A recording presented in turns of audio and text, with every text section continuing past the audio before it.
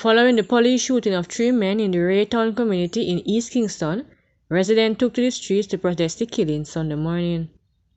The shooting reportedly took place around 5 a.m. The identities of the men have not yet been released by the Jamaica Constabulary Force. However, observers online understand that the men may be below the age of 20 years. According to the residents, the men are said to be fishermen. The residents believe they were innocent. Gunmen had to flee after a failed robbery attempt at an automated teller machine in Crofts Hill, Clarendon on Sunday morning.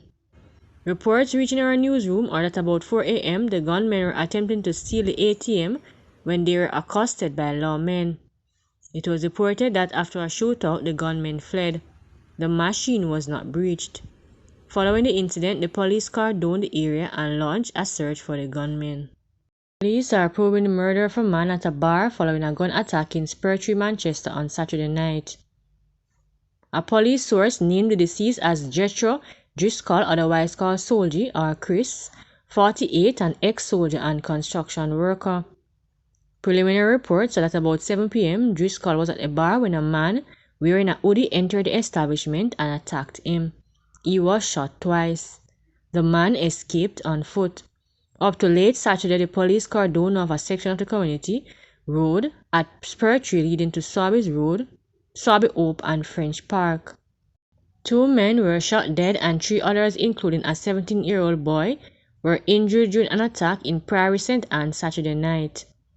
The dead men have been identified as 42-year-old Dwight Harrison, a factory worker from Riverhead in Moneague, and Nicholas Dobson, 38, from Priory, both in the parish.